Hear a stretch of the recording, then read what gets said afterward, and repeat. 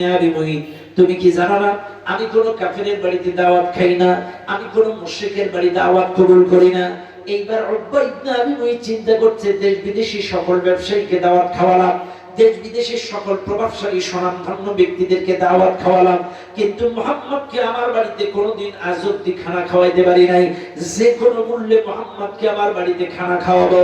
এবার নবীজি যখন বললেন আমি কোন মুশরিকের বাড়িতে দাওয়াত খাই না, যখন উকবা ইবনে আবী মুঈত বলছে মুহাম্মদ আমার কোন শব্দ আপনার কোন শব্দ মানলে আপনি আমার বাড়িতে দাওয়াত খাবেন, আমি কোন কাম করলে আমার বাড়িতে দাওয়াত কবুল করবেন, কি করলে কোন শব্দ মানলে আমার বাড়িতে দাওয়াত অ্যাকসেপ্ট করবেন। এবার নবীজি বলেন উকবা ইবনে আবী মুঈত আমি তোমার বাড়িতে দাওয়াত খেতে পারি একটা শর্তে। কোন শর্ত? সেই শর্তটা হলো এই, যদি তুমি আমার সামনে কালেমার ঘোষণা দিতে পারো, যদি তুমি আমার সামনে ঈমান আনতে পারো, ঈমানের কালেমা পড়তে পারো, আমি কথা দিচ্ছি তোমার বাড়িতে দাওয়াত কবুল করব।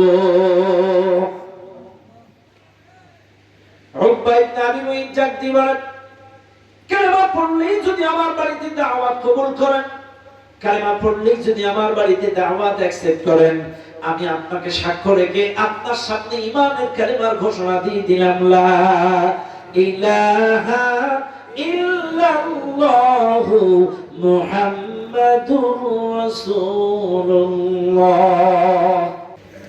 আউযু বিল্লাহি মিনাশ শাইতানির রাজীম। বিসমিল্লাহির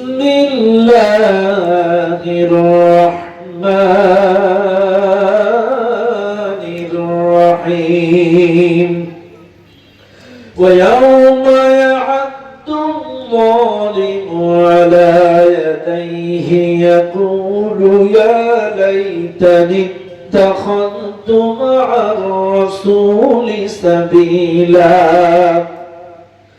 يا ويلتى ليتني لم أتخذ فلانا خليلا صدق الله العظيم। সূরাটির নাম সূরাতুল ফুরকান। এই সূরাটা নাযিল হয়েছে মক্কায়। মোট আয়াত সংখ্যা ৭৭, রুকু সংখ্যা ৬।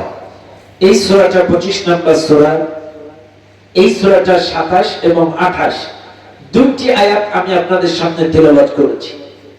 এখন আসেন ২৮ নম্বর আয়াতটা নাযিল হওয়ার কারণ কি। কোন আয়াতের তাফসীর জানতে গেলে বুঝতে গেলে আগে জানতে হয় শানে নুজুল। এটি কোথায় নাযিল হলো, কেন নাযিল হলো, স্থান কাল পাত্র প্রেক্ষাপটটা কি ছিল। শানে নুজুল যদি জানা যায়, তেলাওয়াতকৃত আয়াতের মূল বিষয়বস্তুটা আইনার মধ্যে ক্লিয়ার হওয়া যায়। এই আয়াতটা নাযিল হওয়ার কারণ কি। মক্কায় একটা ভালো প্রভাবশালী ব্যবসায়ী ছিল, একটা সম্ভ্রান্ত একটি বড় প্রভাবশালী একজন ব্যবসায়ী ছিলেন। এই লোকটার নাম ছিল উকবা ইবনে আবী মুঈত। ভালো করে মনে রাখবেন, আমার সাথে একটু জবাব দেবেন। একটা প্রভাবশালী ব্যবসায়ী, বড় ব্যবসায়ী, এই লোকটার নাম ছিল উকবা ইবনে আবী মুঈত। এই উকবা ইবনে আবী মুঈত দেশে বিদেশে ব্যবসার কাজে সফর করতেন। কখনো বিভিন্ন দেশে সফর করতেন ব্যবসার কাজে, আর দেশে বিদেশে বিভিন্ন ব্যবসায়ীদেরকে, শিল্পপতিদেরকে দাওয়াত করে করে তার বাড়িতে খানা খাওয়াইতেন। বুঝবেন, কিন্তু দেশ বিদেশে ব্যবসার কাজে সফর করতেন, মাঝে মাঝে দেশে বিদেশি স্বনামধন্য ব্যবসায়ী, শিল্পপতি, স্বনামধন্য মানুষদেরকে দাওয়াত করে করে তার বাড়িতে খানা খাওয়াইতেন। এমন একদিন উকবা ইবনে আবী মুঈত বাড়িতে বসে একটা প্ল্যান প্রোগ্রাম সাজাচ্ছে।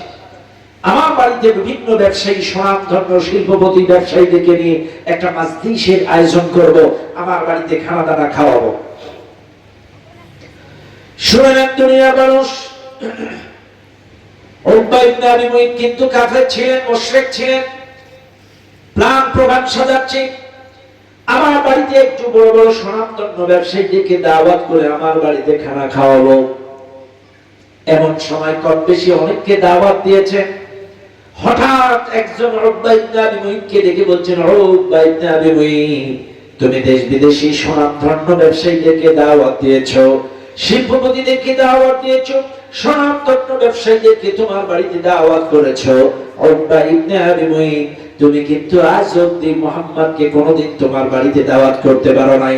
কারণ মুহাম্মদও কিন্তু বড় ব্যবসায়ী, মুহাম্মাদেরও কিন্তু ব্যবসার ক্ষেত্রে অনেক নাম যশ আছে, মুহাম্মাদেরও ব্যবসার সুনাম আছে। অনেক লোক তোমার বাড়ি খানা খাইছে, কিন্তু মুহাম্মদকে তোমার বাড়িতে কোনোদিন আজও পর্যন্ত খানা খাওয়াইতে পারো নাই।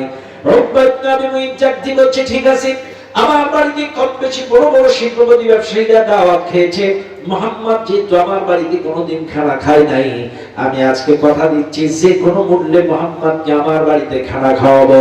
কোন ব্যবসায়ী বাদ যায় নাই, সুনামধন্য প্রভাবশালী কেউ বাদ যায় নাই, মুহাম্মদও বাদ যাবে না, আমার বাড়িতে খানা খাবে। চলে গেল বিশ্বনবীর বাড়ি। বিশ্বনবীর বাড়িতে যে ডাক দিয়ে বলে, ও মুহাম্মদ, আমি উকবা ইবনে আবি মুঈত আমার বাড়িতে সুনামধন্য শিল্পপতি ব্যবসায়ীদেরকে, ভালো ভালো মানুষদেরকে দাওয়াত করে খানা খাওয়ায়। মুহাম্মদ, আমি আপনাকে একটু আমার বাড়ি দাওয়াত করে কিছু ডাল ভাত খাওয়াতে চাই। নবীজি ডাক দিয়ে বলে, উকবা ইবনে আবি মুঈত, তুমি কি জানো না আমি কোন মুশরিকের বাড়ি দাওয়াত কবুল করি না? তুমি কি জানো না আমি কোন কাফেরের বাড়ি দাওয়াত খাই না? আমরা কি কখনো দাওয়াত দিলে এরকম চিন্তা ভাবনা করছি? করি নাই। পেটুক কথা রাগ করে না বাস। আজব কি কখনো চিন্তা করছেন লোকটা সুদখোর না ঘুষখোর, নামাজি না বেনামাজি? এরকম চিন্তা কখনো করছেন? আজব কি কখনো চিন্তা করি নাকি যে আমরা যার বাড়িতে দাওয়াত কবুল করলাম লোকটা নামাজি না বেনামাজি, সুদখোর না ঘুষখোর, চাঁদাবাজ না সন্ত্রাস, দুর্নীতিবাজ কিনা? কখনো চেক করলাম না। দাওয়াত পাইলেই হয়, কথা না, দাওয়াত পাইলেই হয়। হাইলি কপাল পরা মুসলমান, কিন্তু বিশ্বাস করেন এটা ঈমানের লক্ষণ নয়। দাওয়াত পাইলেই কবুল করা যাবে? অবশ্যই আপনাকে দেখা লাগবে লোকটা নামাজি না বেনামাজি, লোকটা সুদখোর না ঘুষখোর, তার ইনকাম সোর্স কি, অবশ্যই যাচাই বাছাই করবেন। কারণ আমি কিন্তু মাঝে মাঝে বলি পবিত্রতা দুই প্রকার, একটা হচ্ছে বাহ্যিক পবিত্রতা, একটা হচ্ছে কি বলে আত্মার পবিত্রতা। বাহ্যিক পবিত্রতা হয় ওযু আর গোসলে, আত্মার পবিত্রতা হয় হালাল খাদ্য খাবারের মাধ্যমে। রাগ করবেন না বাবা, আমাদের গ্রাম অঞ্চলে দেখবেন এগুলো ম্যাক্সিমাম মানুষের মধ্যে, গ্রাম অঞ্চলে আপনারা গোটা বাংলাদেশে তাকায় দেখেন এমন কোন বাড়ি নাই যে সুদের সাথে সম্পৃক্ত নাই। কথা না আপনাদের দিকে নাই তো? হ্যাঁ আসেনি বস, এটা কি হিসাব বলেও সুদ খাই? রাগ করবেন না আমার কথায়, আমি কিন্তু আপনাদেরকে বোঝানোর জন্য কথাটা বলতেছি। এই যে নামাজ পড়েন, রোজা করেন, হজ করেন, যাকাত দেন, এত ইবাদত করেন, কোনটাই কবুল হবে না যদি খাদ্য হালাল না হয়। ইবাদত কবুল হওয়ার মূল শর্ত তিনটা: আল ঈমান, আল ইখলাস, ইত্তিবাউস সুন্নাহ, আর হালাল খাদ্য খাবার। আল ঈমান, আল ইখলাস, ইত্তিবাউস সুন্নাহ, আর কি হালাল খাদ্য। এইবার বুকে হাত দেন, কোন না কোনো ভাবে আমরা সুদের সাথে সম্পৃক্ত। হয় আপনার টিভির কিস্তি চলতেছে, নাইলে মোটরসাইকেলে কিস্তি চলতেছে, নাইলে হাউস লোনের কিস্তি চলতেছে, নাইলে বিরাট সমিতির কিস্তি চলতেছে, অগ্রণী সমিতির কিস্তি চলতেছে। আবার কোন কিস্তি না চললেও অনেকে ইচ্ছা করে তার 10 লাখ টাকা কি করব এলাকার মধ্যে ব্যবসায়ী খাটাই 1200 টাকা মারতেছে। এদিকে কত? 1200 না একটু বেশি, আরো বেশি, লাখে 10,000, তাহলে 1000 কিলো, এই 100 কিলো করতেছে, তাহলে কম। হ্যাঁ সিজনে বছরে দুইবার।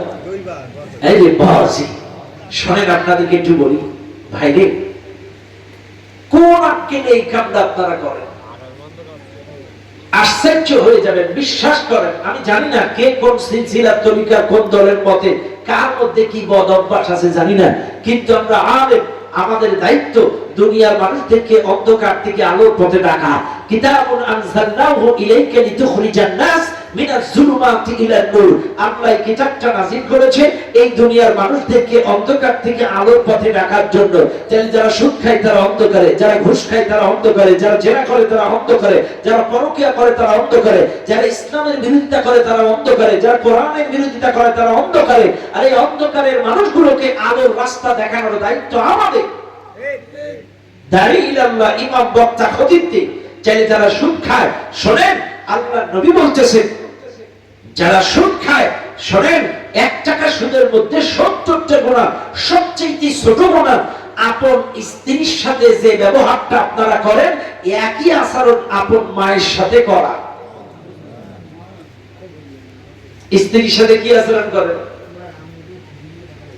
বেয়াদবি মাফ করবেন, স্ত্রীর সাথে আমরা কোন ধরনের আচরণ করি?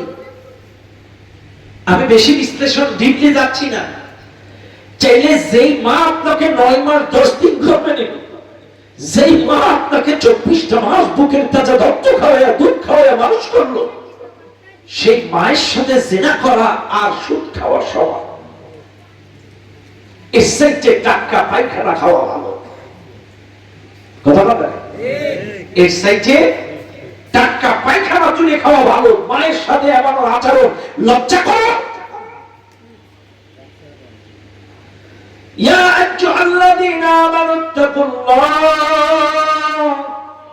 ওয়া যারু মা বাকিয়া মিনার রিবা ইন কুনতুম মুমিনিন। হে ঈমানদার, আল্লাহকে ভয় করো। সুদের বকেয়া যা আছে ছেড়ে দাও, সুদের লেনদেন ছেড়ে দাও, সুদের ব্যবসা ছেড়ে দাও, যদি তোমরা মুমিন হও।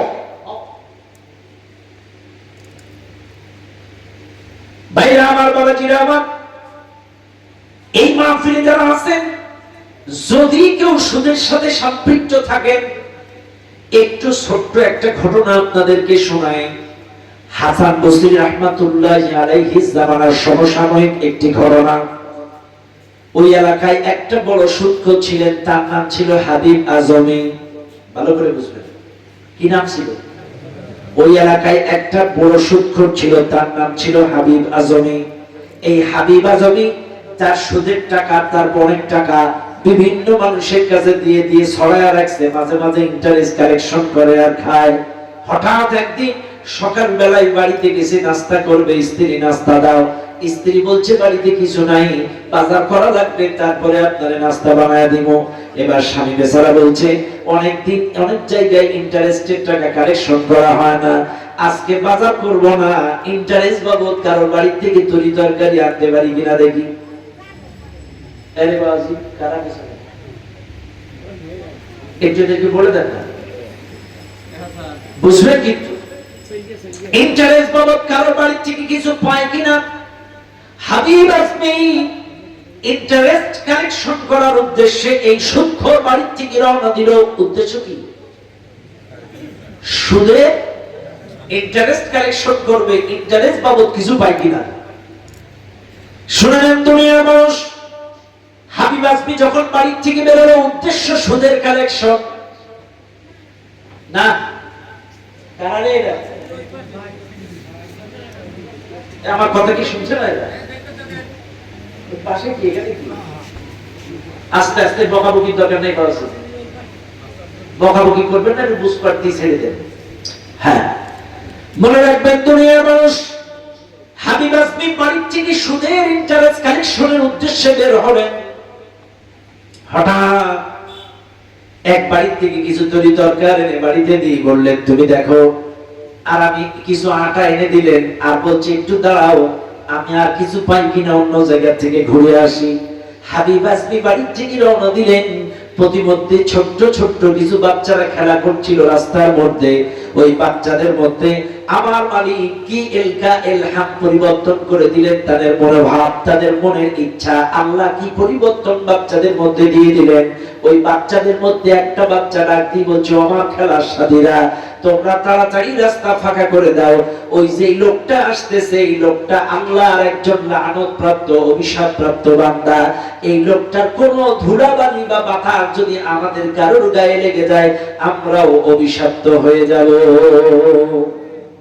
ছোট বাচ্চাদের মধ্যে কি এলকা এলহাম একটা ভাব পরিবর্তন আল্লাহ দিয়েছে। সুদখোর টাকায় গেল, কিন্তু কোনো কায়দায় তিনি ভ্রুক্ষেপ করলেন না। এই অবস্থায় চলে গেলেন।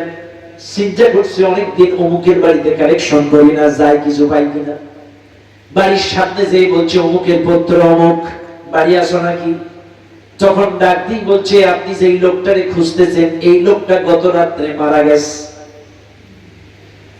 তখন হাবিব আজমি এত বড় সুদখোর বলছে যে এই কামটা ভালো করে নাই, আমি তো ওর কাছে অনেক টাকা পাই, সুদের ইন্টারেস্ট না দিয়ে মূল্য কেন? এত খারাপ মূল্য কেন সুদের টাকা না?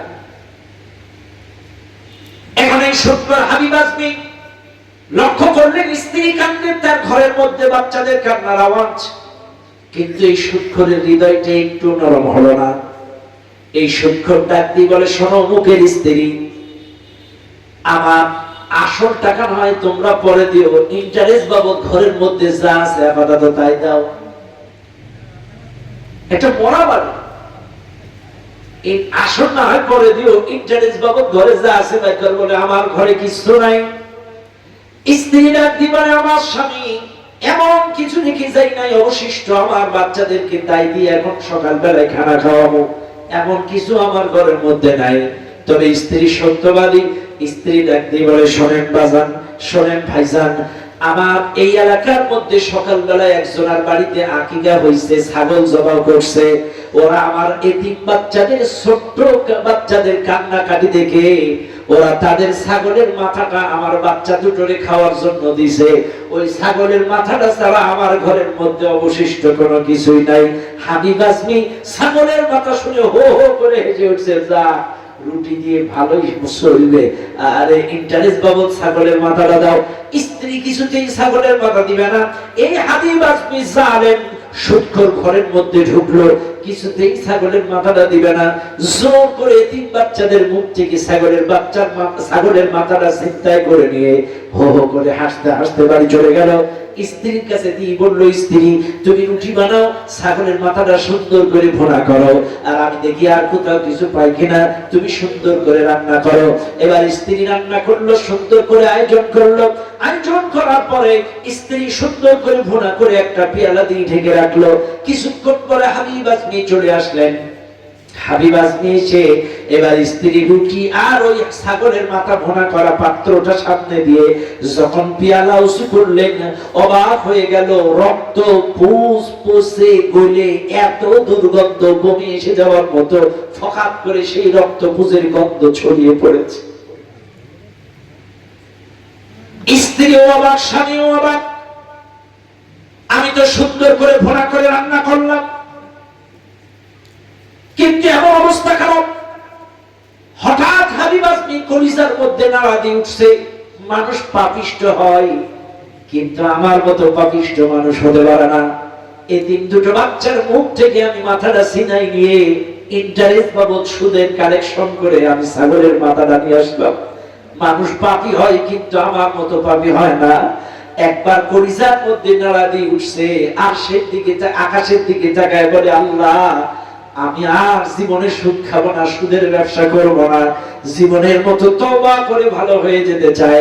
এই হাবিব আজমি বাড়ি থেকে এইবার তওবা করার নিয়ত করেছে, আমি আর জীবনে সুদ খাবো না।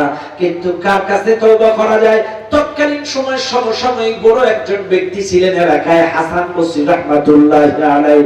হাসান বসরির বাড়ি যে তার হাতে হাত দিয়ে তওবা করে জীবনের মতো ভালো হয়ে যাব, আর জীবনে কখনো সুদ খাবো না, সুদের ব্যবসা করব না, এই নিয়ত করে বাড়ির থেকে হাবিব আজমি তওবা নিয়ত করে বাড়ি থেকে বের হইছে। রাস্তা দিয়ে যাবে হাসান বসরি রাহমাতুল্লাহি আলাইহির বাড়ি। প্রতিমধ্যে বাচ্চারা খেলছিল, ওই যে বাচ্চারা খেলছিল, ওই বাচ্চাদের মধ্যে আল্লাহ আবার ইলহাম পরিবর্তন করে দিলেন।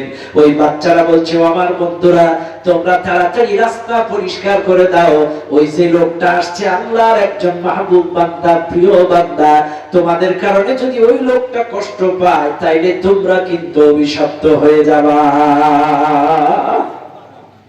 একটু আগে যখন সুদের কাহিনী শোনা যাচ্ছিল তখন কি কইছিল? ওই লোকটা লানত প্রাপ্ত, অভিশপ্ত, ও ধুলাবালি গায়ে রাখলে তোমরা অভিশপ্ত হবা। আর এখন যখন তওবার নিয়তে বের হইছে, এখন বলছে আল্লাহর মাহবুব বান্দা, প্রিয় বান্দা, ওই লোকটা যদি আমাদের কারণে কষ্ট পায় তাহলে আমরা লানতপ্রাপ্ত হয়ে যাব। তখন এই হাবিব আজমি এই কথাটা কানে গেল। একটু আগে যখন ইন্টারেস্ট কালেকশনে যাচ্ছিলাম তখন বললো লানতপ্রাপ্ত, অভিশপ্ত, আর এখন বলছে আল্লাহর মাহবুব বান্দা। একবার আকাশের দিকে তাকায় ডাক দিয়ে চোখের পানি ছেড়ে দিছে, ও আল্লাহ, শুধুমাত্র তওবা করার নিয়ত করে বাড়ির থেকে বের হইছি, তাই যদি আমার ইজ্জত এত বেশি বেড়ে যায়, না জানি তওবা করার পরে আমার ইজ্জত কত বেড়ে যাবে। শুধু তওবা করার নিয়ত করে বাড়িছি, তাই যদি আমার ইজ্জত এত বেড়ে যায়, না জানি তওবা করার পরে আমার ইজ্জত কত বেড়ে যাবে। সুবহানাল্লাহ। আরে এই জন্য আপনাদেরকে বলি, মনে রাখবেন পবিত্রতা দুই প্রকার, একটা হচ্ছে আত্মার পবিত্রতা আর একটা বাহ্যিক পবিত্রতা। বাহ্যিক শরীরের পবিত্রতা হয় ওযু আর গোসলে, আর আত্মার পবিত্রতা হয় হালাল খাদ্য খাবারের মাধ্যমে। সুদের টাকা, ঘুষের টাকা, হারাম টাকা এগুলো খাবে, আর যতই ওযু গোসল করবেন একটা ইবাদত সেজদা কবুল হবে না যদি হালাল খাদ্য খেয়ে নামাজ পড়তে পারেন। আত্মাও পবিত্র, শরীরও পবিত্র, আপনার ইবাদত কবুল।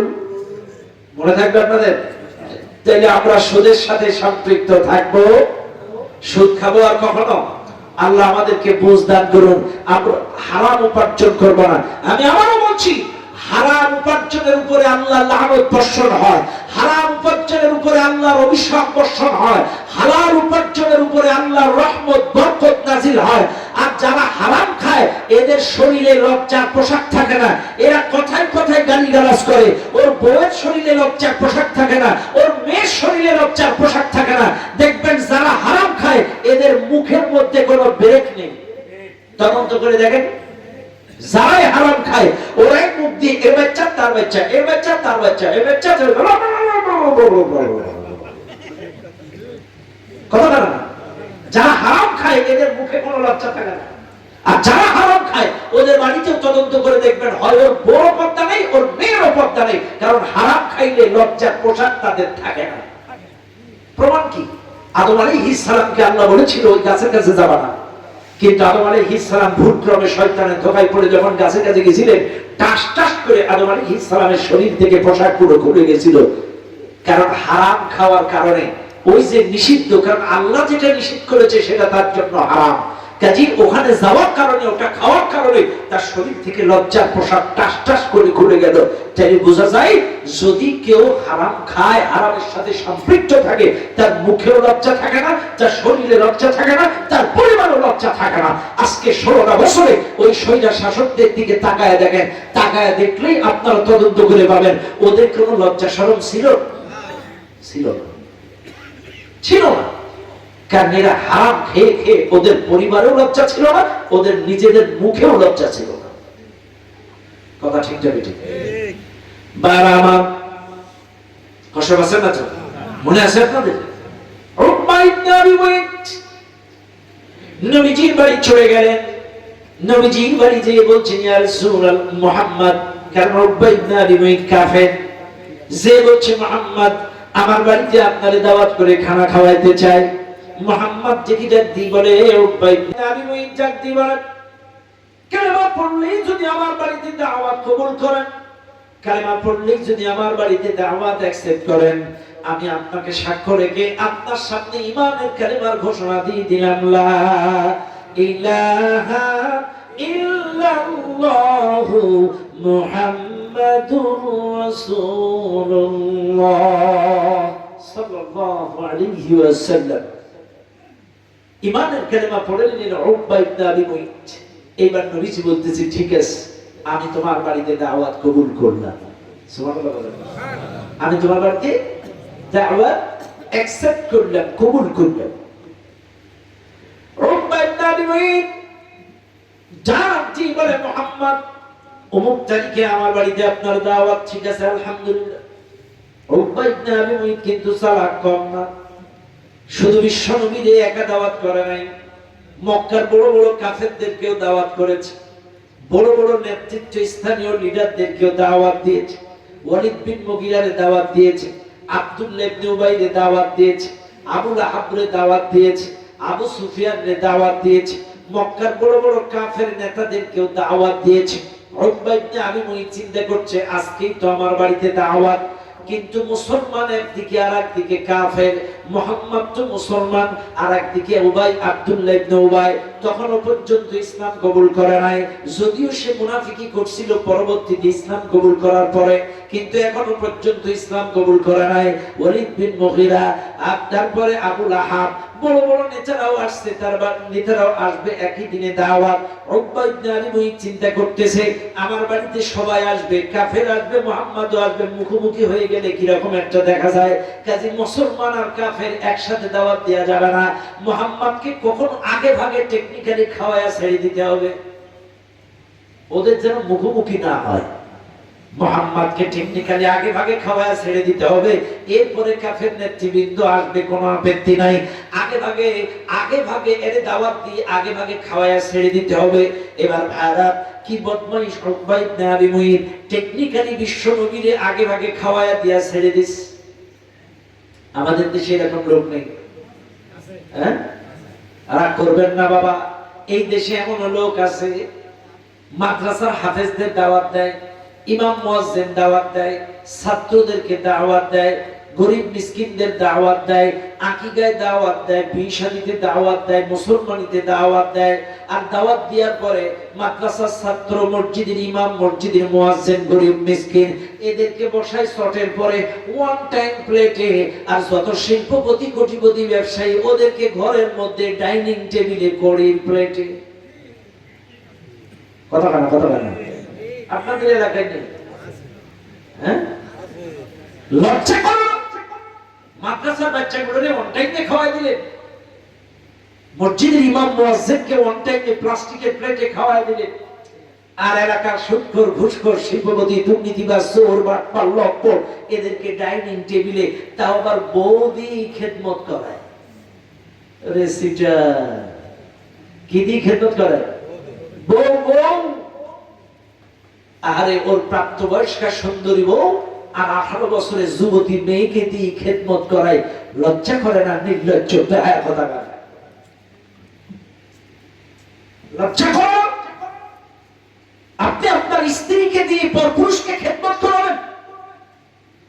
আল্লাহর নবীর হাদিস, লাআনাল্লাহুন নাযিরা ওয়াল মানযুরা ইলাইহি, যারা দেখায় এবং যারা দেখে উভয়ের প্রতি আল্লাহর লানত। যারা দেখে এবং যারা দেখায়, কারা দেখায়? আমাদের দেশের মেয়েরা, আমাদের দেশের বউরা, আমাদের দেশের শাশুড়িরা, হ্যাঁ, মেকআপ করে সুন্দর করে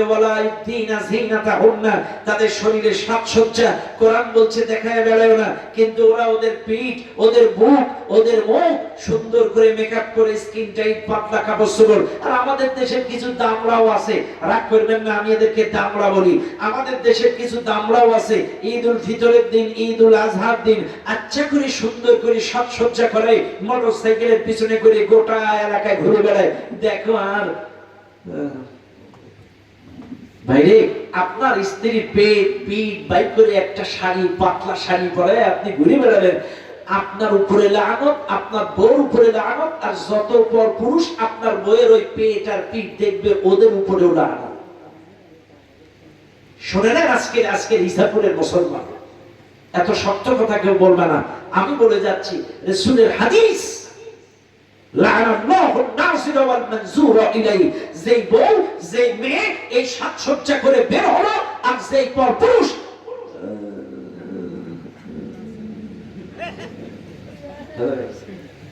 এই যে আড়ে আড়ে তাকায় দেখলেন, আপনার উপরেও লানত, আর যারা ওই আলগা করে রাখলো ওদের উপরেও লানত। আল্লাহ আমাদেরকে বুঝদান করুন, বলেন আমি। আরে বোন, ও মা, ও বোন, তোমাদেরকে বলছি, এখানে যারা পুরুষ আছেন আপনাদেরকে বলছি, ইসলাম কত কঠিন, আবার কত সুন্দর। ইয়া আইয়ুহাল্লাযীনা আমানু লা তাদখুলু বুয়ুতান গায়রা বুয়ুতিকুম। হে ইমানদারগণ, খবরদার তোমার ঘর ছাড়া অন্যের ঘরে প্রবেশ করবে না।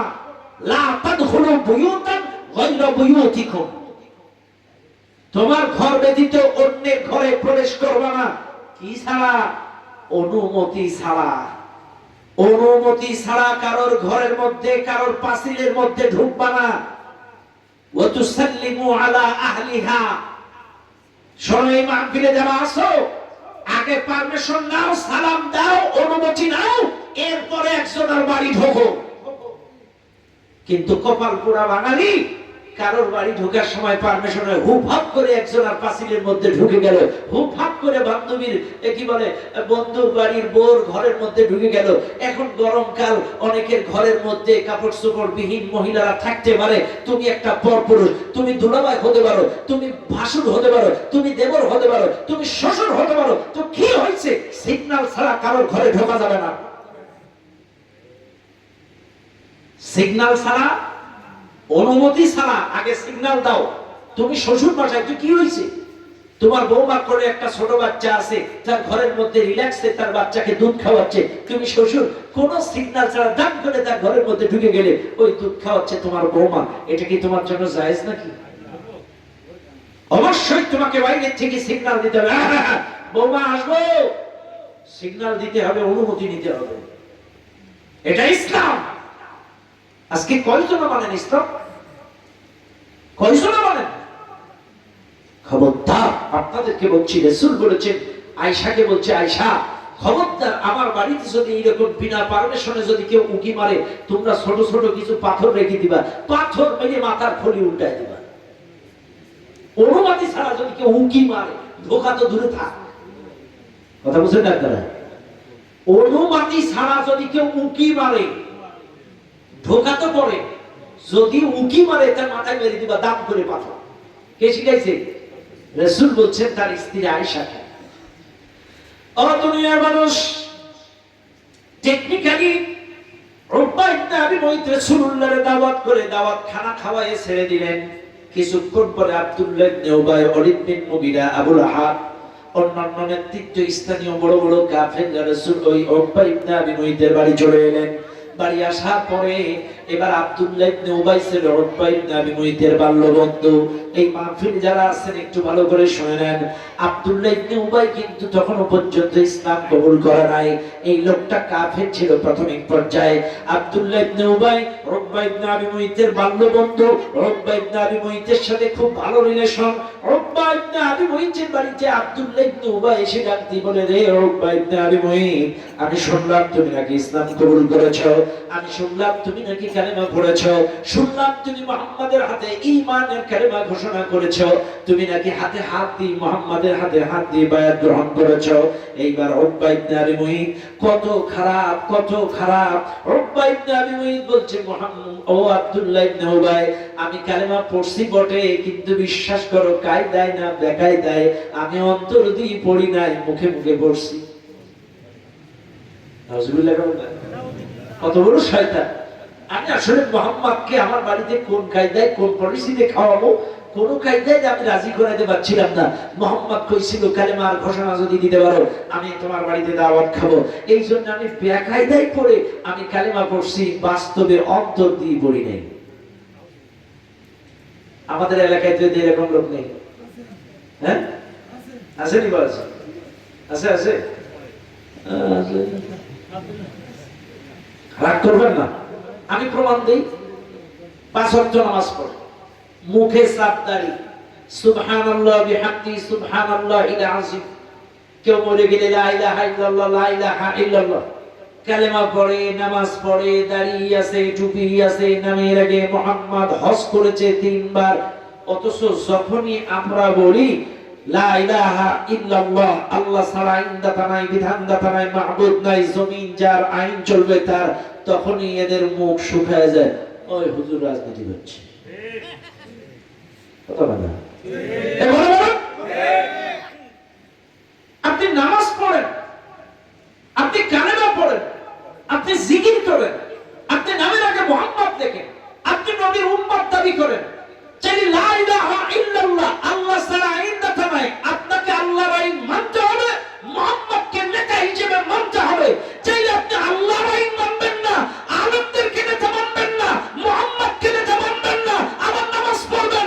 আপনার ঈমান আব্দুল্লাহ ইবনে উবাইয়ের মতো মুখে মুখে বাস্তবে অন্তরে কোনো ঈমান নাই। এরকম লোক নেই তো আমাদের দেশে, আসেনি? লজ্জা করা উচিত, লজ্জা করা উচিত। আপনি নামাজ পড়েন, রোজা করেন, জিকির করেন, নামের আগে মোহাম্মদ লেখেন, অথচ আল্লাহর আইন প্রতিষ্ঠার কথা বললে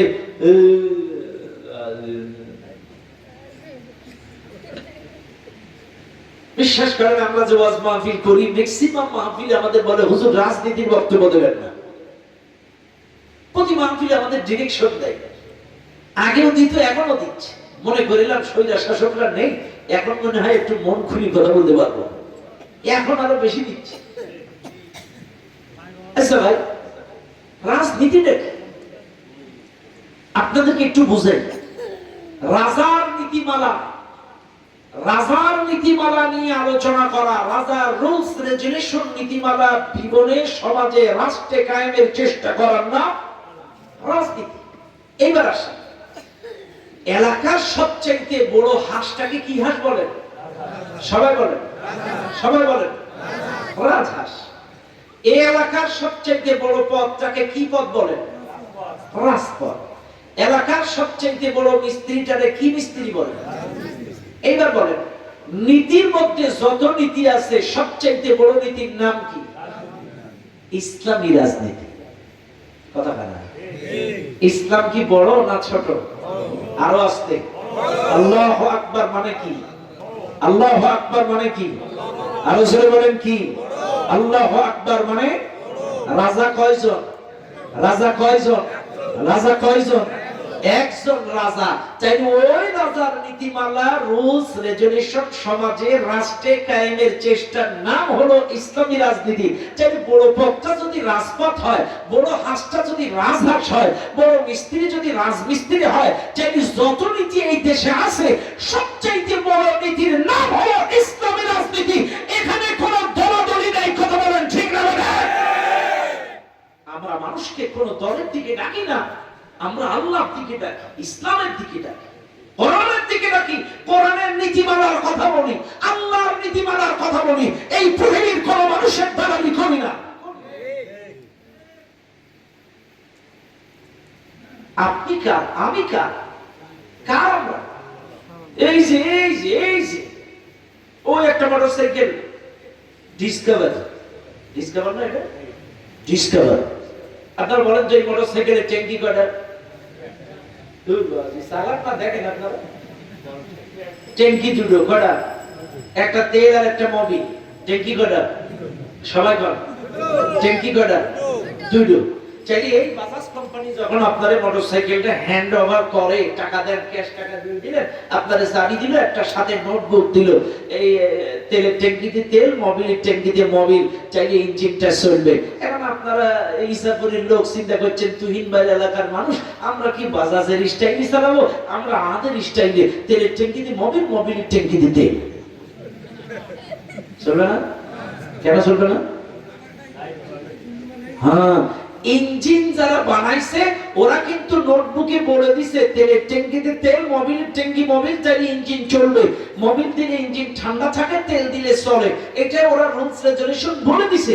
কিন্তু আপনি এসে যদি ব্যক্তিগত মন গড়ায় তেলের ট্যাঙ্কি মোবিল, মোবিলের ট্যাঙ্কি তেল দেন, এই ইঞ্জিন চলবে না, গড়গড় করবে, বাস্ট হয়ে যাবে। কাজে বিশ্বাস করেন, এই জমিন আল্লাহর, আসমান আল্লাহ। আমার আপনার 3.5 হাত ইঞ্জিন কে বানাইছে? বিএনপি বানাইছে, জামাত ইসলাম বানাইছে, আওয়ামী লীগ বানাইছে, জাতীয় পার্টি বানাইছে। কে বানাইছে? চাই এই ইঞ্জিন যদি আল্লাহ বানায়, তাহলে এই ইঞ্জিন চলবে কিভাবে? সে কথা কোথায় বলেছে? আরো জোরে। চাইলে আল্লাহ বলছে এই ইঞ্জিন চালাতে যে কোরআন দিয়ে চালাও, কোরআন দিয়ে বিচার করো, কোরআন দিয়ে ব্যবসা করো, কোরআন দিয়ে সংসার চালাও, কোরআন দিয়ে সব করো। চাইলে ইঞ্জিনটা ভালো থাকবে, ঠান্ডা থাকবে। যদি তেলের ট্যাঙ্কিতে মোবিল, মোবিলের ট্যাঙ্কিতে তেল দিলে না চলে, কাজে অসহায় বাংলাদেশের মানুষ এই কোরআন দিয়ে যতদিন এই দেশ পরিচালনা না করবেন, এই বাংলাদেশ কখনো ভালোভাবে চলতে পারবে না। এই সহজ জিনিসটা কেন বুঝেন না? কেন বুঝেন না? কেন বুঝেন না? এটা তো সহজ জিনিস। ইঞ্জিন বানাইছে আল্লাহ, এই ইঞ্জিনটা কেমনে ভালো থাকবে, কেমনে চলবে কে জানে? আল্লাহ বলছে হুদাল লিন্নাস, হাদা বায়ানুল লিন্নাস। এই কিতাবটা তোমাদের জন্য উপদেশ, ডিরেকশন, দিক ও নির্দেশনা, উপদেশ। আজকে দেখেন আপনাদের বক্তব্য আর আমাদের বক্তব্য একই, মিলে যাচ্ছে, একটুখানি মিলাই নেবেন। আমরা সারা জীবন ওয়াজ করেছি আস-সারিকু ওয়াস-সারিকাতু, চোর চুরি করলে চোরের হাত কেটে দাও, আজ-জানিয়াতু ওয়াজ-জানি, জিনাখোর ধরা খাইলে বুক পর্যন্ত মাটিতে পুঁতে পাথরে রাখাতে মাথার খড়ি উল্টায় দিয়ে বিদায় করে দাও, এটা কোরআনের আইন। আমরা সারা জীবন ওয়াজ করে আসছি। এখন পাবলিক বাংলাদেশে বলতেছে ধর্ষক যদি ধরা খায় গণপিটুনি দিয়ে মেরে দাও। চাইলে আপনারা বলছেন গণপিটুনি দিয়ে মারো, আর কোরআন বলতেছে সবাই মিলে পাথর মেরে মারো। চাইলে ওয়াজ তো একই কথা না। আমরা সারা জীবন ওয়াজ করলাম কোরআনের আইন, তখন ভালো লাগে না, গণপিটুনি দিতে ভালো লাগে। ওই যে কথাই আছে, গাধায় ঘুলাইয়ে পানি খায়। কথা না, গাধা খায় ঠিকই, কি করে খায়? ঘুলাইয়ে খায়। তো আমরা ওয়াজ করছি জিনাখোর ধরা খাইলে বুক পর্যন্ত মাটিতে পুঁতে পাথর মারবে সবাই মিলে, এরে মেরে দাও। এটা হচ্ছে ইসলাম, এটা কোরআনের আইন। আর এখন পাবলিক বলছে যে কোর্ট পর্যন্ত যাই দিলে হবে না, গণপিটুনি দিয়ে মারো। তো বস্তু একই, খালি একটুখানি ডিফারেন্স। এটা কোরআনী আইন, কোরআনের শাসন দিয়ে রাষ্ট্রের মাধ্যমে এই বিচার, আর আপনারা খালি যেখানে সেখানে নিজের হাতে তুলে নিচ্ছেন, কিন্তু বিচার কিন্তু একই। তাহলে কি মেলে? কথাটা মেলে? এই তো আপনারা বুঝেন ঠিকই, কিন্তু একটু লেটে বুঝেন। পরের জায়গা পরের জমি, ঘর বানায় আমি রই, আমি তো সেই ঘরের মালিক নই। কথা বল। পরের জায়গা পরের জমি, ঘর বানায় আমি রই, আমি তো সেই ঘরের মালিক নই। ও সেই ঘরখানা যার জমিদারি, আমি পাই না তাহার হুকুম জারি। রাগ করবেন না। পরের জায়গা পরের জমি, ঘর বানাইয়া আমি রই, আমি তো সেই ঘরের মালিক নই। চাইলে তো আমরা ভাড়াটিয়া। কথা ক্লিয়ার? জমিন আল্লাহর, বাড়ি আল্লাহ, সব আল্লাহর। আমরা 60-70 বছরের জন্য কি ভাড়াটিয়া? এইবার বলেন, এই জমিন আল্লাহর, আসমান আল্লাহর, বাড়ি আল্লাহ, সব আল্লাহর, আমরা ভাড়াটিয়া। এবার বলেন, বিল্ডিং কি ভাড়াটিয়ার কথাই চলে না মালিকের কথাই চলে? তো অস্ত সব বোঝেন আপনারা, তাহলে এরকম করেন কেন? অস্ত সব জানেন আপনারা, এই মানার সময় মানেন না।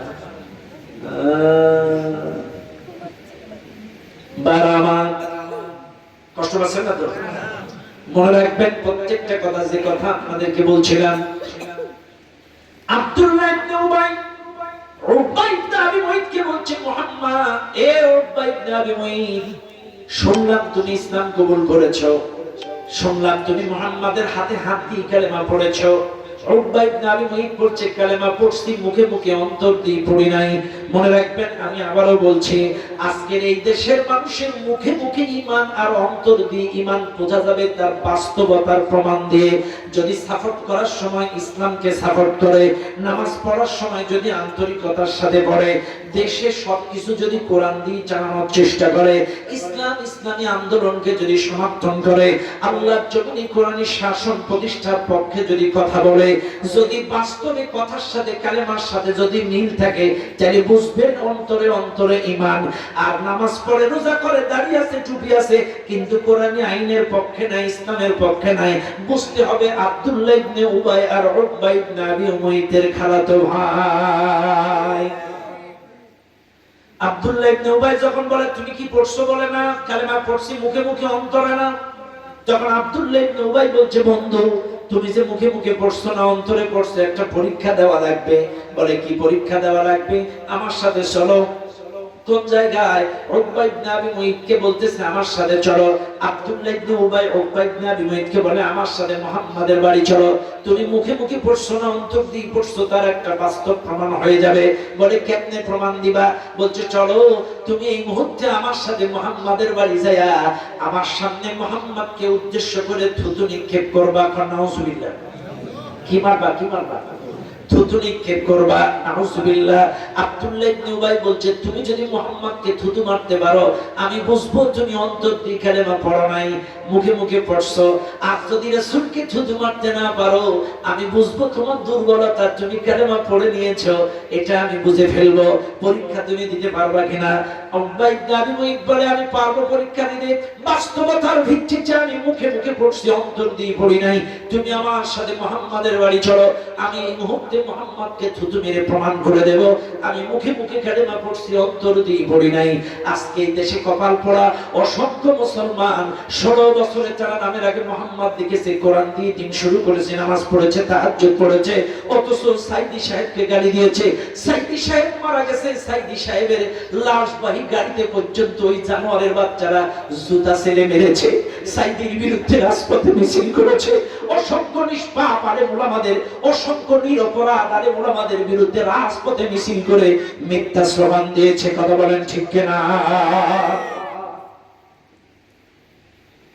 উকবা ইবনে আবী মুঈত বলে, চলো নবীজির বাড়ি চলে গেলেন। নবীজি বসা ছিলেন বাড়িতে। উকবা ইবনে আবী মুঈত, নবী দূরে বসা, নবীকে উদ্দেশ্য করে নবীর উপরে থুতু মারলেন। নবীজি টেকনিক্যালি সরে গেলেন, নবীজির গায়ে থুতুটা লাগে নাই, থুতুটা নিচেতে পড়ে গেল। রাসূলুল্লাহর গায়ে থুতুটা লাগে নাই। ও মুসলমান, ঠিক ওই মুহূর্তে আল্লাহর পক্ষ থেকে সূরাতুল ফুরকানের 28 নম্বর আয়াতটা নাযিল হয়ে গেল। আল্লাহ পাক জানিয়ে দিলেন, ইয়া ওয়াইলাতা লাইতানি লাম আত্তাখিদ ফুলানান খলিলা। সাথে সাথে আয়াতটা নাযিল হয়ে গেল।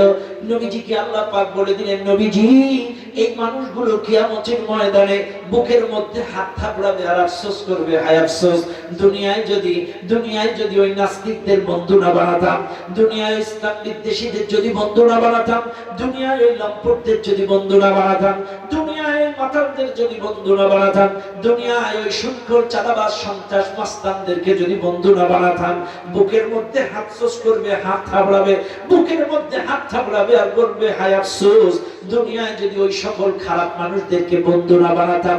বন্ধুত্বের কারণে আয়াতটা নাযিল হয়ে গেল। কারণ আব্দুল্লাহ ইবনে উবাইয়ের পাল্লায় পড়ে উকবা ইবনে আবী মুঈত রাসূলুল্লাহর বাড়িতে থুতু মারলেন। নাইলে উকবা ইবনে আবী মুঈত কিন্তু নিজের ইচ্ছায় থুতুটা মারে নাই, থুতুটা মারছে বন্ধুত্বের পাল্লায় পড়ে। এই কথা থুতুটা মারছে কার পাল্লায়? বন্ধুত্বের পাল্লায় পড়ে থুতুটা মারছে। কাজে আমারে ভুল বুঝবেন না, বন্ধুত্বের কারণে আয়াতটা নাযিল হলো। কিয়ামতের কারণ ময়দানে এই অসৎ দুশ্চরিত্রবান চাঁদাবাজ সন্ত্রাস মাস্তান লম্পট বন্ধুদের কারণে বাদ বাকি বন্ধুগুলো কিয়ামতে আফসোস করবে আর হাত থাবড়াবে, হায় আফসোস, ওই মাতাল লম্পট গাঁজাখোর সুদখোর নাস্তিক চাঁদাবাজ এদের যদি বন্ধু না বানাতাম। আরে আজকে এই মাহফিলে যারা আছেন, আমি জানি ইসাফুলের মানুষ বিড়ি সিগারেট খায় না,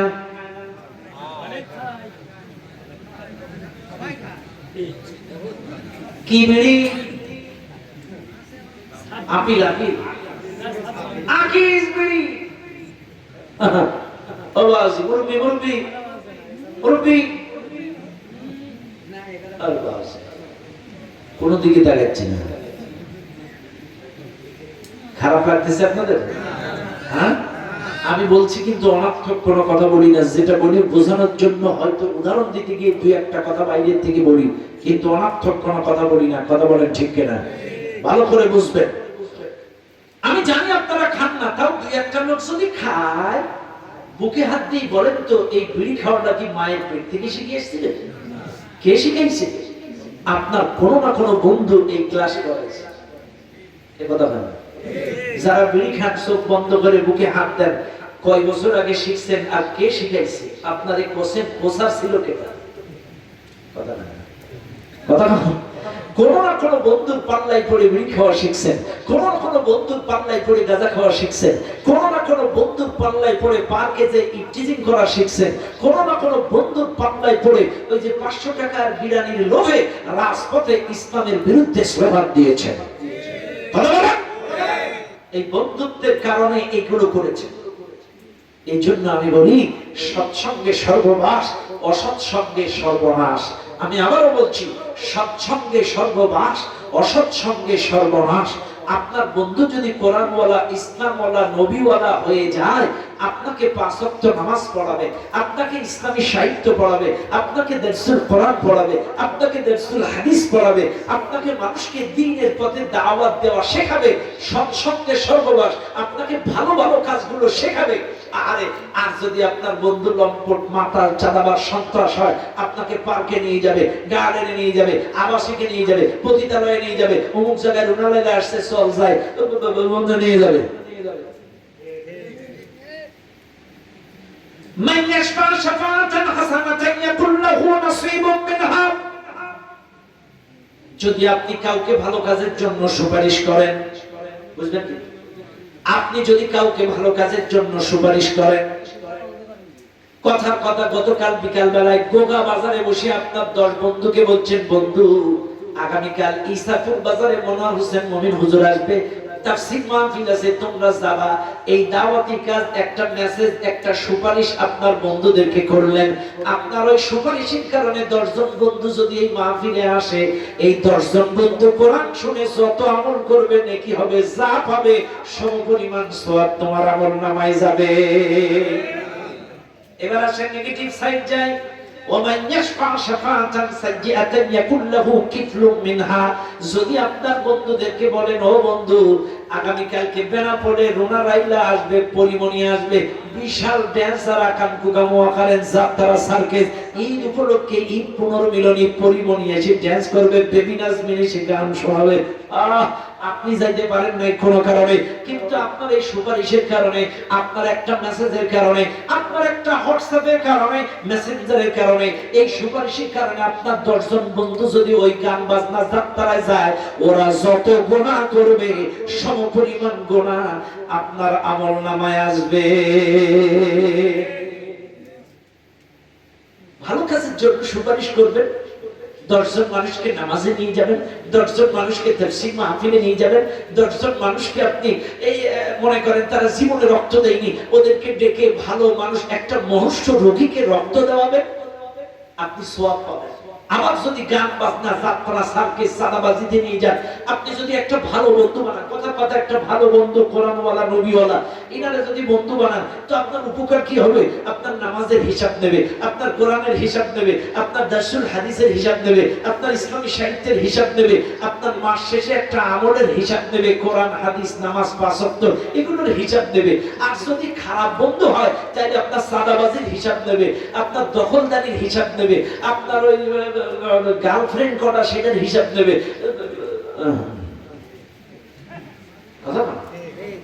আমি মাঝে মাঝে বলি,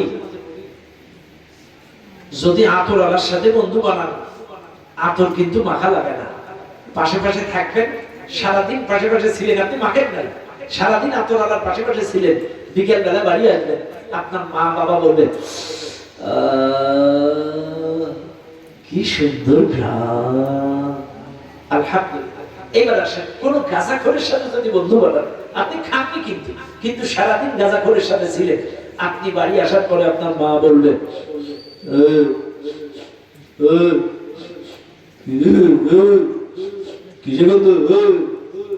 কথা না।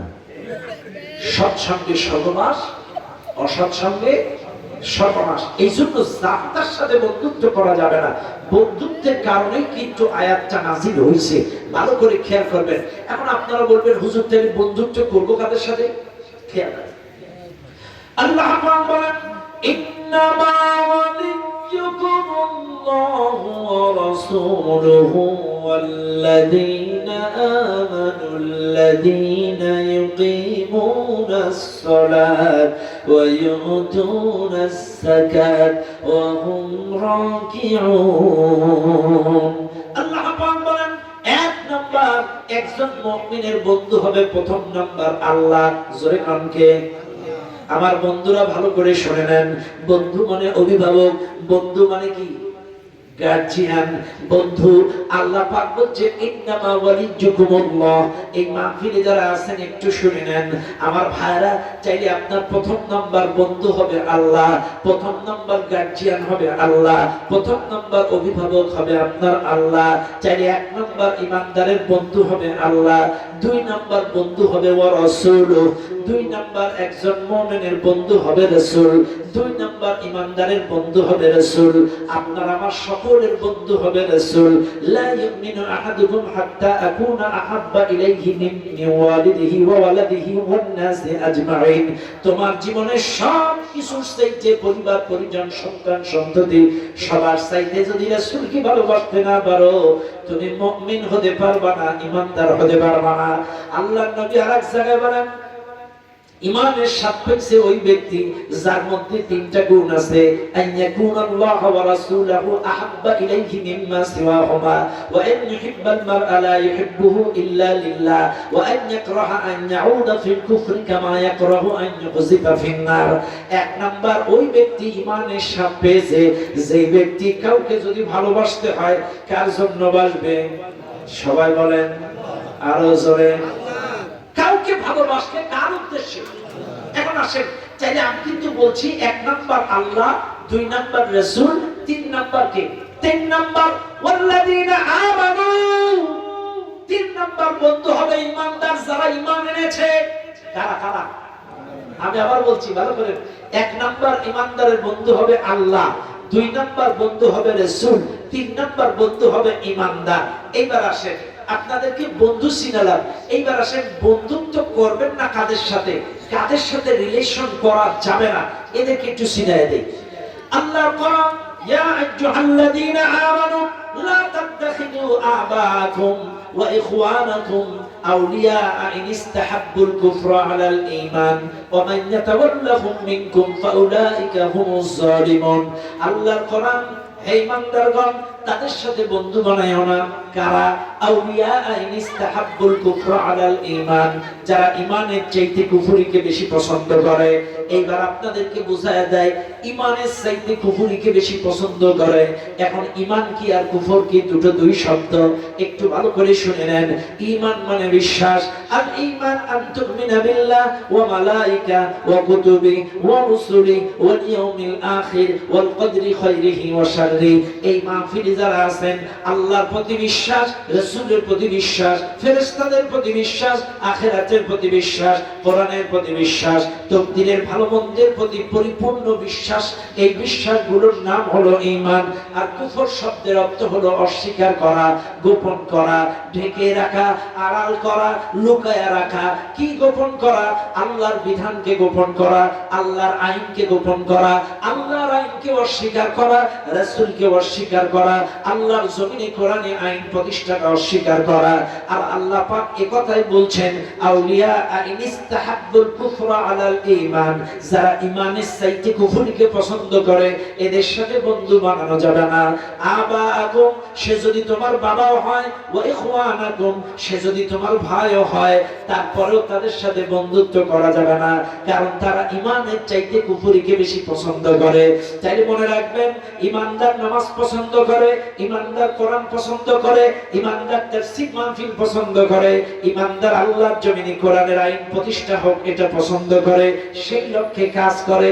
আর যাদের মধ্যে ঈমান নাই, কুফর পছন্দ করে, তারা মানব রচিত মতাদর্শ কায়েমের চেষ্টা করে, মানব রচিত আইন কায়েমের চেষ্টা করে, মানুষের তৈরি করা মতবাদ কায়েমের চেষ্টা করে। মনে রাখবেন আল্লাহ পাক বলেন কাতিলুহুম হাত্তা লা তাকুনা ফিতনাতুন ওয়া ইয়াকুনা দ্বীনু কুল্লুহু লিল্লাহ। এই মাহফিলে যারা আছেন আল্লাহ পাক বলছেন তোমরা লড়াই চালিয়ে যাও যতক্ষণ পর্যন্ত ফিতনা দূর না হয়। এইবার আপনারা বলবেন হুজুর ফিতনা কি? সবচেয়ে বড় ফিতনা হলো মানুষের তৈরি করা আইন। সবচেয়ে বড় ফিতনা কি? মানুষের তৈরি করা আইন। এখন বলবেন হুজুর একটু বুঝায়, এখন বুঝায় দেব। দেখবেন আমাদের বাংলাদেশে মাদক নিয়ন্ত্রণ আইন আছে, আছে না? কিন্তু নির্মূল আইন নেই। কথা না, কি আইন আছে? মাদক নিয়ন্ত্রণ আইন আছে, কিন্তু মাদক নির্মূল। তারপরে মাদক নিয়ন্ত্রণ আইন মানে কি? অল্প অল্প খাওয়া যাবে। কথা না, কথা বলছে। মাদক নিয়ন্ত্রণ আছে, তার মানে মাদক নিয়ন্ত্রণ আইন আছে, নির্মূল আইন নেই। তাইলে বোঝা গেল বাংলাদেশীয় আইনে মদ খাওয়া জায়েজ আছে। এই জন্য আপনারা বিদেশে গেছেন কারা কারা, বা আন্তর্জাতিক এয়ারপোর্টে, আমাদের শাহজালাল আন্তর্জাতিক এয়ারপোর্টে, বিদেশে গেছেন কেনাকাটা, হাত তোলেন দিন। গেছেন আপনি ভাই? কোন দেশে? ইন্ডিয়া গেছেন। আর কে কে গেছেন বাইরে? ওই যে আমার এক মুরব্বী। এই যে বাইরে যারা গেছেন, আপনারা দেখবেন বিমানবন্দরের মধ্যে বড় বড় মদের দোকান দেখছেন আপনারা? বড় বড় মদের দোকান, তাও আবার ট্যাক্স ফ্রি মদের দোকান। অথচ বলেন তো বিমানবন্দরের নাম কি? শাহজালাল আন্তর্জাতিক বিমানবন্দর, ভিতরে মদ। কথা ভিতরে কি? অথচ নাম কি? শাহজালাল আন্তর্জাতিক বিমানবন্দর। চাইলে বোঝা গেল মানুষের তৈরি করা আইন হচ্ছে সবচেয়ে বড় ফিতনা। কথা বলে, সবচেয়ে বড় ফিতনা হচ্ছে মানুষের তৈরি করা মতবাদ। আজকে মাগুরার ওই ছোট্ট বোনের কথা চিন্তা করেন। মাগুরার ওই ছোট্ট বোন আসিয়া, আসিয়া আরে আসামি অস্বীকার চাইনি, প্রত্যক্ষদর্শী আসামি স্বীকার করলো। সব সাক্ষ্য প্রমাণ থাকার পরও কেন 90 দিন যাওয়া লাগবে? কথা বলেন, কেন 90 দিন যেতে হবে? কেন? আসামি হাজির, সাক্ষী হাজির, দোষ স্বীকার সব কমপ্লিট, সেখানে কেন 90 দিন যেতে হবে? সাথে সাথে বিচার করবেন, মৃত্যুদণ্ড। অন্যান্য ধর্ষকেরা সব ভালো হয়ে যাবে, কিন্তু বাংলাদেশি আইনে তা হবে না। এটা তৈরি কাদের? সবচেয়ে বড় ফিতনা হচ্ছে মানুষের তৈরি করা ফিতনা। আর কোরআন বলছে ততক্ষণ পর্যন্ত লড়াই করো যতক্ষণ ফিতনা দূর না হয়। ওয়াতিলুহুম হাত্তা লা তাকুনা ফিতনা। কে বলছে? অথচ কপাল পোড়া বাঙালি আমরা। আজকে আমরা বুঝতে চাই না মানুষের তৈরি করা আইন আজকে আমাদের কত ক্ষতি করছে। বারা আমার গজল গজল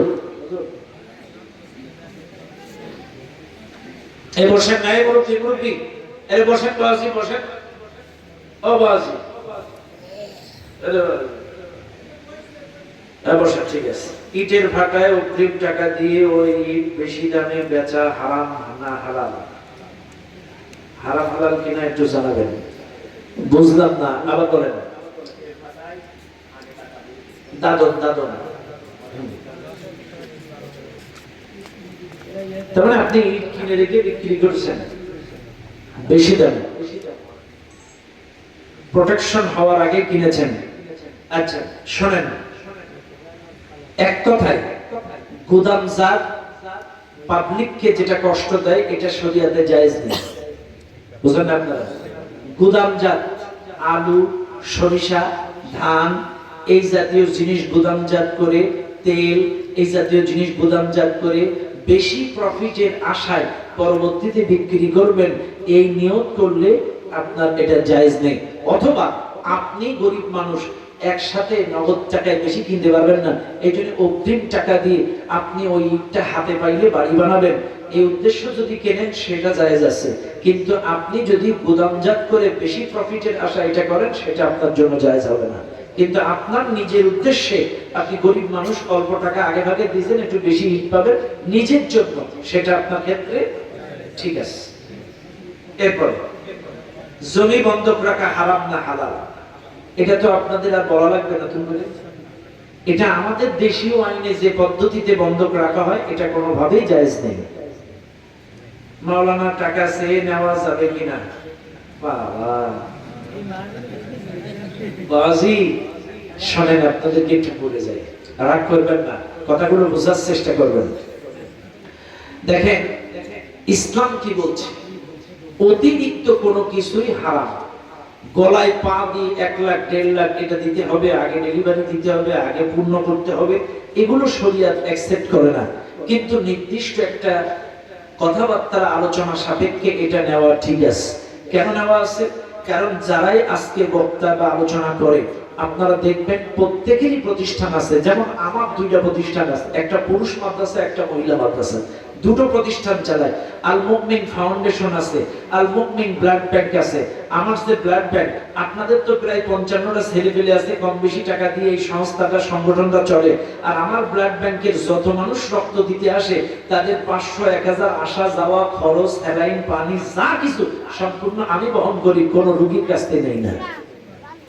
আমার ব্লাড ব্যাংকের যত যা, এমনকি রোগী যদি গরিব হয় তার রক্তের ব্যাগটা, তার কোরাস মেশিং এর টাকাটাও আমরা বহন করি। আমরা কোনো পাবলিকের কাছ থেকে বা রোগীর কাছ থেকে গ্রহণ করি না। ইনশাআল্লাহ আমার ফাউন্ডেশন আমার ব্লাড ব্যাংক থেকে নেই। এরপরে দুটো প্রতিষ্ঠান আমাদেরকে চালাতে হয়। এরকম আপনি বাংলাদেশে দেখেন ম্যাক্সিমাম